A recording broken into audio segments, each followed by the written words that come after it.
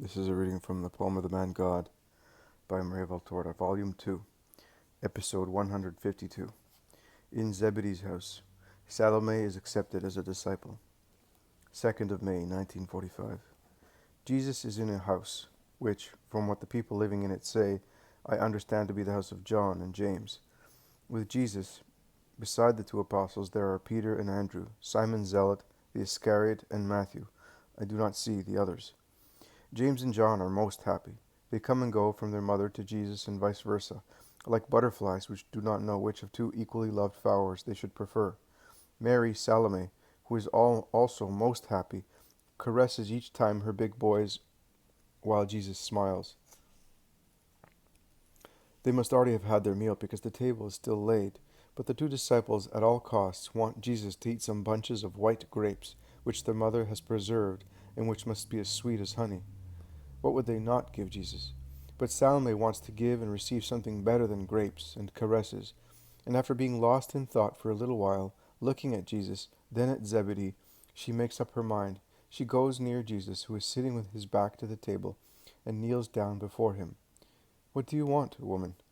Master, you have decided that your mother and the mother of James and Judas should come with you, and also Susanna is coming, and the great Joanna of Chuza will certainly come as well. If only one woman comes, all the others who venerate you will come. I would like to be one of them. Take me, Jesus. I will serve you with all my love. You have Zebedee to look after. Do you not love him any more? Oh, of course I love him, but I love you more. I do not mean that I love you as a man. I am 60 years old. I have been married for almost 40, and I have never seen any other man but my husband. I am not going to be crazy now that I am old. Neither is my love for my Zebedee going to end because of my old age. But you, I am not good at speaking. I am a poor woman. I will tell you as best I can. Thus, I love Zebedee with my constant, inborn femininity. I love you with the spirit you have aroused in me with your words, and what James and John have told me. It is something completely different, but so beautiful.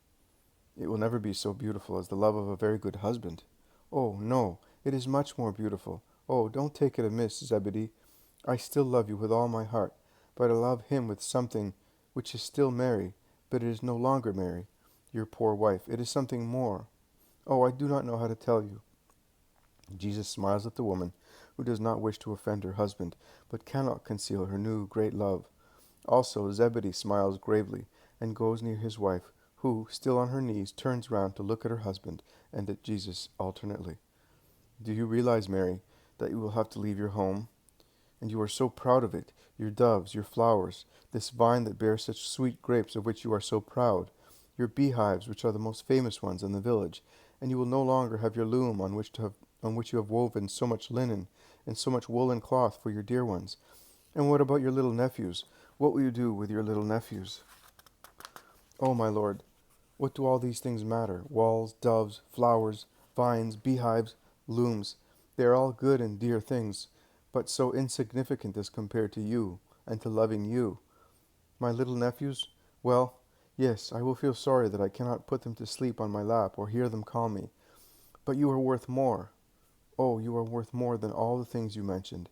And if these things were taken all together, and because of my weakness they were as dear or dearer than serving and following you, I would cast them aside with the tears of a woman to follow you with the smile of my soul. Take me, Master. John, James, will you tell him? And you too, my husband. Be good. Help me. All right. You will come with the others. I wanted you to meditate carefully on the past and the present, on what you leave and what you get. But come, Salome, you are mature to enter my family. Oh, mature! I am less than a child, but you will forgive my errors and hold me by the hand. You, because, coarse as I am, I will be much ashamed before your mother and before Johanna. I will be ashamed before everybody except you, because you are the good one, and you understand, pity, and forgive everything.